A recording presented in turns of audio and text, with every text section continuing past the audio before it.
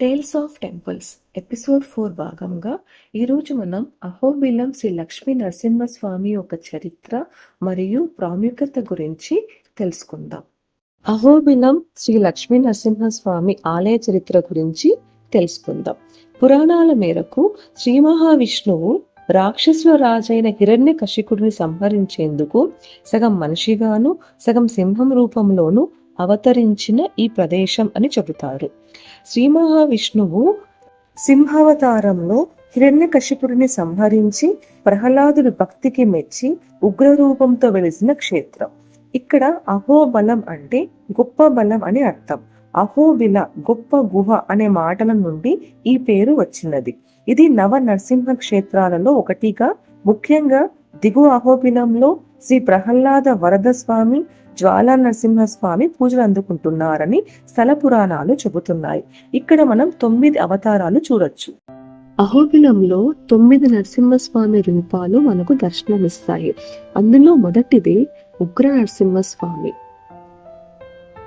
రెండవది క్రోధ నరసింహస్వామి, మూడవది మాలోల నరసింహస్వామి, నాలుగవది జ్వాలా నరసింహస్వామి, ఐదవది యోగానంద నరసింహస్వామి, ఆరవది ఛత్రావట నరసింహస్వామి, ఏడవది పావన నరసింహస్వామి, భార్గవ నరసింహస్వామి ఎనిమిదవది, ఆఖరిది లక్ష్మీ నరసింహస్వామి.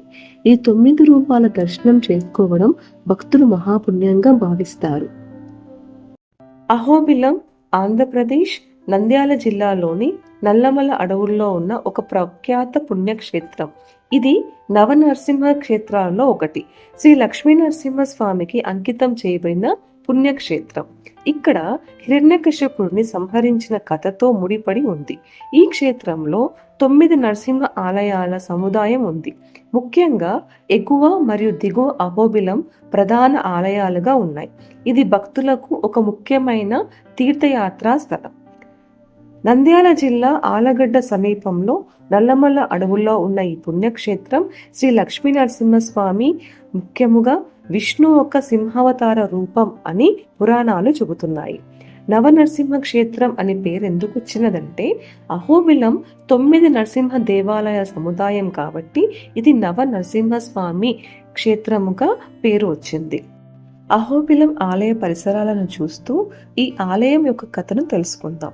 పురాణాల ప్రకారం హిరణ్యకశిపుడు అనే రాక్షసరాజు తన తీవ్రమైన తపస్సుతో బ్రహ్మదేవుడిని తన అమరత్వం కోసం ఈ విధంగా వరాన్ని కోరాడు. నేను మనిషి చేతను, దేవుడి చేతను, జంతువు చేతను చంపబడకూడదు. రాత్రి కానీ పగలు కానీ ఇంట్లో కానీ బయట కానీ ఏ ఆయుధంతో కానీ నన్ను ఎవరు సంహరించరాదు అని వరం కోరాడు. బ్రహ్మదేవుడు తదాస్తు అనగా హిరణ్యకశిపుడు అజేయుడై అహంకారంతో 3 లోకాలను ఆక్రమించాడు.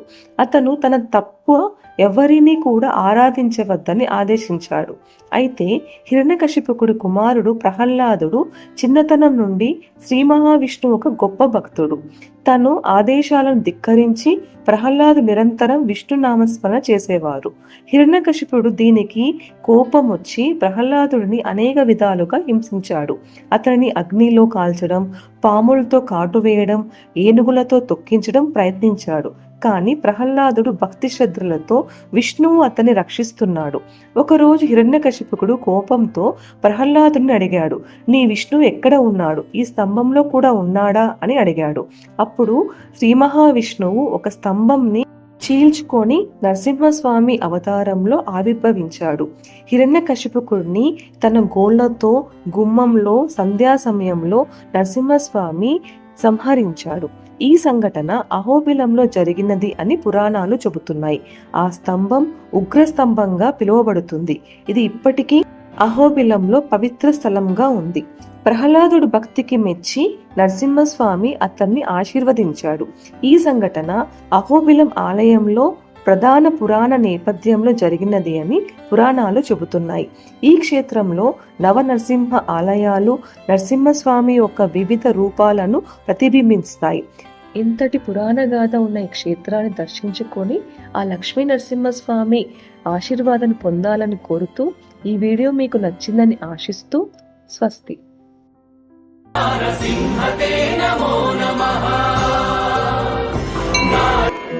సమస్తలోకా సుఖినో భవంతు.